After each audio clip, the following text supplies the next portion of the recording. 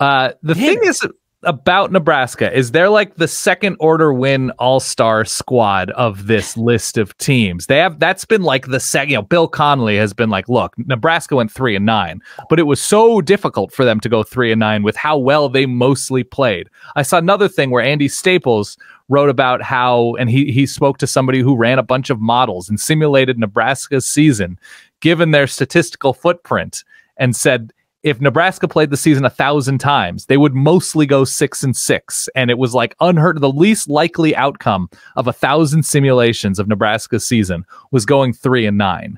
My counter is they did a lot of things that 3-9 teams do. Whether it was the special teams, whether it was the offensive line play, whether it was the lack of a pass rush, whether it was giving up some big plays, whether it was some really bad high leverage moment decision making, Nebraska, for long stretches, did also look like a 3-9 team. Whenever I'm about to do something, I think, would a 3-9 team do that? And if they would, I do not do that thing. See? That's just good logic from Dwight Schrute. Possibly edited. So,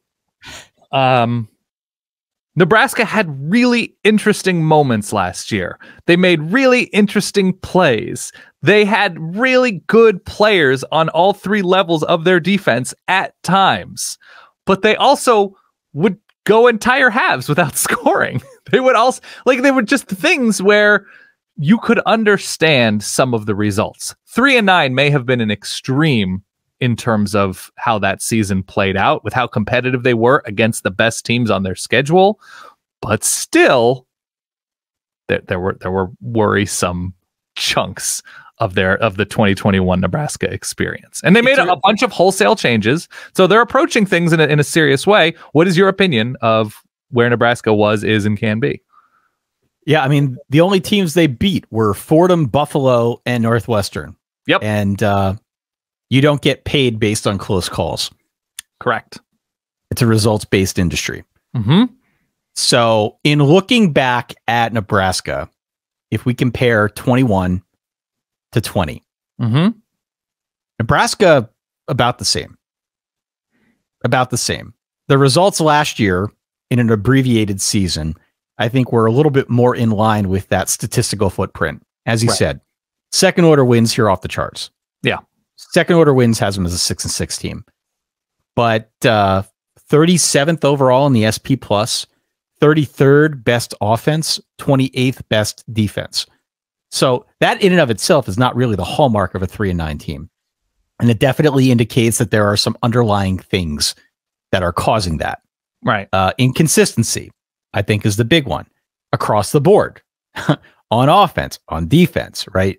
Many weeks where you couldn't really put your finger on it. And I think that's the frustration for Nebraska fans now as they look ahead. Like, the team wasn't horrible last year. It was decent at times. It just wasn't decent enough when it really counted. And that's why they lost 9 times.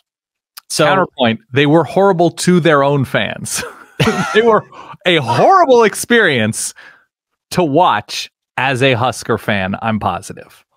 I just wonder, I mean, everybody's going to go into the season with Scott Frost on the hot seat. Of course.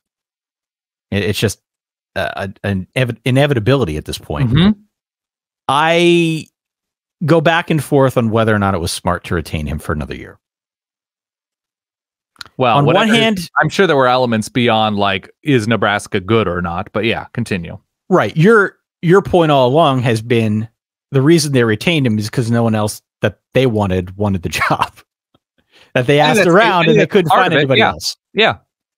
So I think there's probably an element of it, but I think we've gotten to the point now where we're going to ask the same questions about Scott Frost that we've been asking for years on end now about Clay Helton. Right. How many games does he need to win in order to retain that job?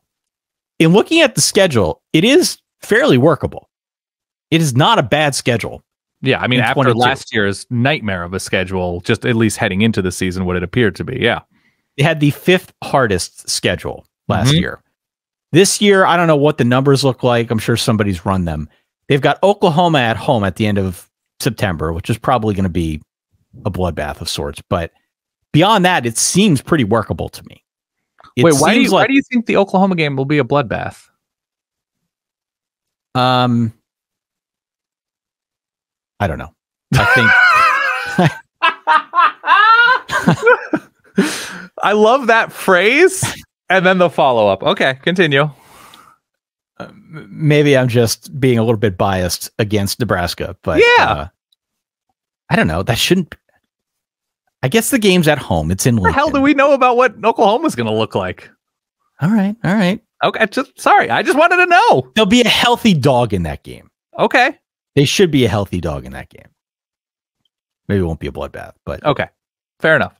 Okay, so your opinion right now. So they make the changes that they make. They bring in Chubba Purdy and Casey Thompson. Mark Whipple's now running the offense. They hire a new receivers coach. I think it's Mickey Joseph from LSU. They hit the portal reasonably hard. They lose key guys, of course, Adrian Martinez to Kansas State.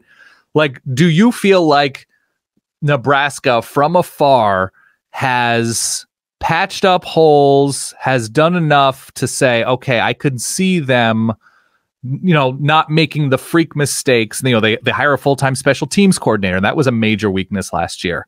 Have they done enough to, and I don't know what that number is, and I don't know what the competitive nature of Nebraska has to be for Scott Frost to keep his job, but if you're a Nebraska fan, are you reasonably happy with the job Scott Frost has done to try and make things right from a sort of administrative roster and coaching staff perspective?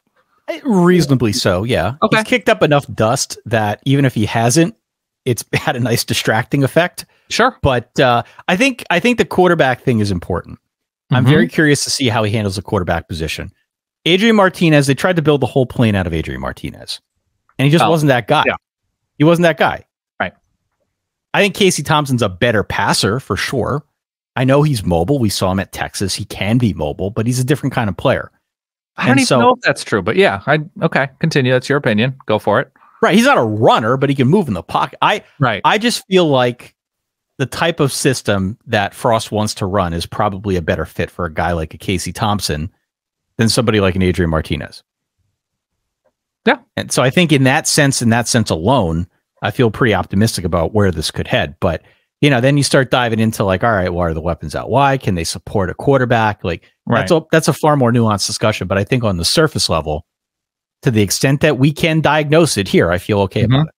Yeah, it was.